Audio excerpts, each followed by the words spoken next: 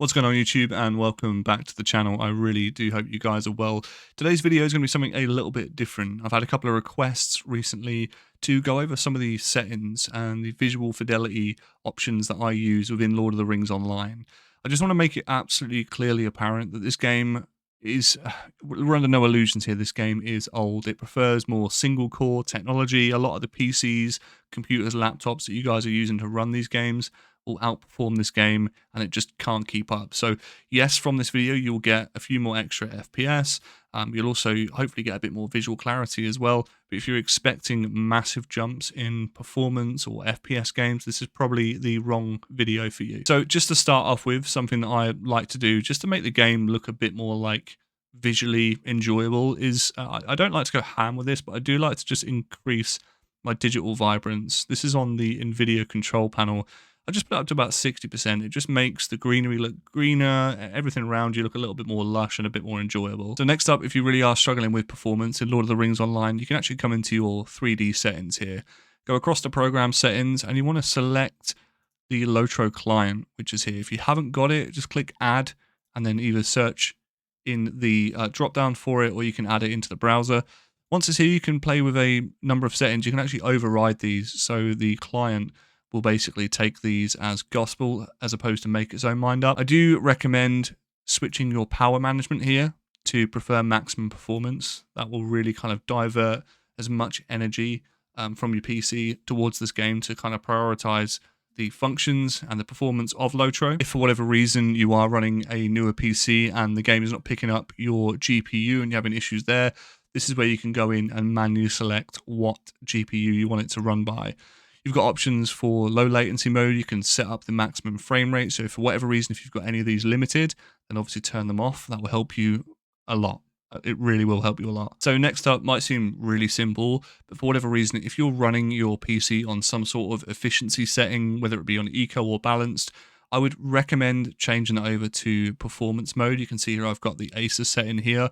This will allow your PC to run at its most efficient and powerful state at all times, so certain resources aren't being sapped from others just to save some energy, because who cares about the planet, right? Okay, next up we're actually in the Lotro client. So if you go ahead and if we just cancel this off for a sec, if you click on the drop down here, go into options, and you'll bring up this separate window here.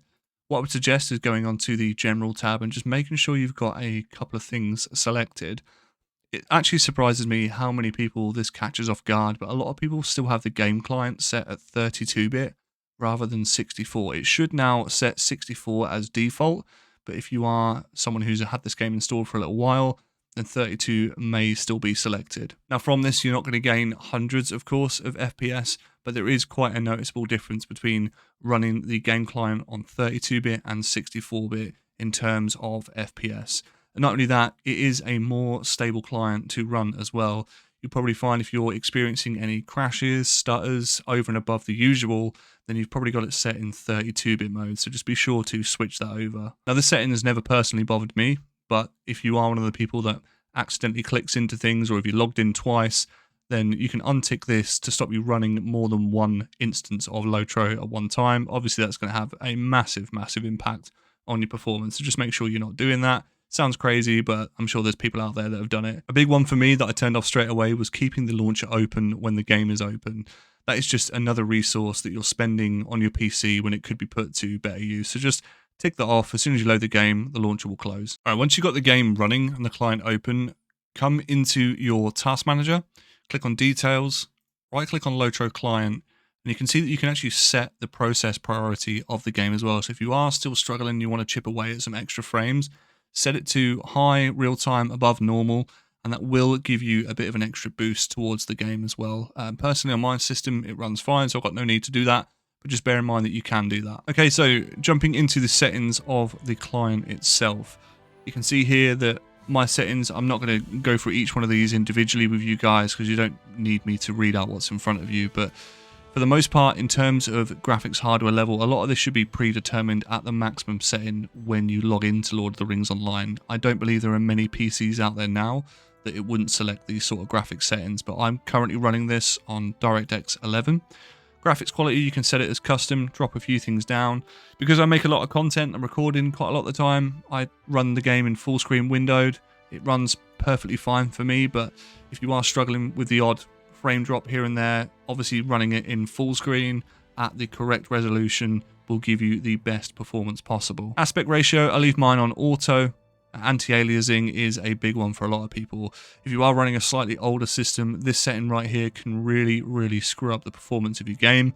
Luckily, I'm okay running mine on 8, but if you need to drop it down or disable it, feel free. It will make your game look a little bit more jagged, but at the same time, I'd rather look a little bit more jagged and be able to kind of get where I need to get to rather than the latter. Coloring's a bit of an interesting one. So the color settings here, I personally tend to whack ambient lighting up a little bit just because I like to be able to obviously see where I'm going. I'm old and like bald as fuck, so I really struggle to kind of see things. A lot of this you can adjust on your monitor though, over and above just in the game, and the little vibrancy setting that we referred to at the start of the video will help quite a lot as well. What's up dudes, post-edit Josh here. If you've got this far in the video, thank you very much for sticking with me, and thank you to all of you that have supported me on Patreon and via YouTube membership. You guys really do help keep the dream alive.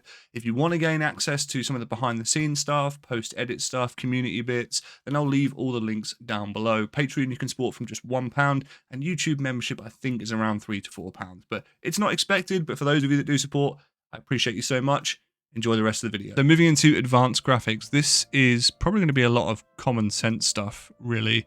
But I kind of want to just go over and sort of highlight, I guess, the things I tend to avoid the most, or I would avoid if I was struggling for performance. You'll find that in Lord of the Rings Online, texturing has quite a big impact on the performance of the game. So if you were personally struggling and you needed a few more FPS here and there, I would consider dropping down the filter quality of the texture filtering. Obviously drop the slider down from 16 to maybe 8. And just see how you get on from there. Now, one of the more major settings I've always left unticked is this DX10 distant landscape lighting. For whatever reason, doesn't matter what system I've ever been on, this has always slowed my performance down drastically. At least compared to the gains that you get for it, I didn't really notice a massive difference. In some instances, it can crash the game as well, so I've always just left it off. Blob shadows as well, obviously, I personally tend to just leave them off. I like the shadows to look as realistic as I can, but really they're kind of the only settings that I super mess with. Bloom I'm really not that fussed about, truthfully. I guess what you could really pay attention to if you wanted to get a bit more performance out is the player crowd quality here and the texture cache size. Refresh rate for the most part you can just leave as automatic. I mean, I've got a 240Hz monitor, so I sort of chop and change between automatic and 240Hz, but that's totally up to you. I find that syncing to refresh rate and triple buffering just brings this game to a grinding halt. It is horrible. The latency is just ridiculous. So yeah, in a game that's got natural lag, I really don't recommend ticking any of those boxes whatsoever. Now, some other elements of the settings that can be quite taxing on performance is shadows. If you are wanting to really truly get the most out of your performance, I would recommend dropping some of these shadows down to at least sort of medium. You can turn them off altogether, it's totally up to you, but it depends sort of how immersed you want to be within the game itself. Lastly, just to finish up, which is probably a bit of a lesser known fact, the landscape draw distance in most games doesn't really make too much of a difference, purely because a lot of the landscapes that you can see and travel to, they're not really that grand. But in Lotro, considering the client and the engine this game is based off of, the landscape is fucking huge. So if you are struggling for performance, I would recommend either just turning this down slightly, maybe even just dropping it down to high, and you should notice you'll get a few more FPS just from that. And then to finish up, just to add to a bit more vibrancy, it won't let me do it now because I'm in windowed mode, but you can go ahead and adjust the contrast a little bit. Not massively, you don't want it to be too orange, but it will add a nicer sort of warmer tone to some of the areas as well. And you can adjust this on the fly, that's totally up to you. Hopefully this video has been somewhat helpful. Like I said at the start, it's not going to solve all of your woes, worries, and performance issues, but hopefully there's a few settings there that you've potentially overlooked or not really had selected at all. If you enjoyed this sort of video, please do consider leaving a like rating and subscribing if you're new here. Thank you so much for watching, and take care.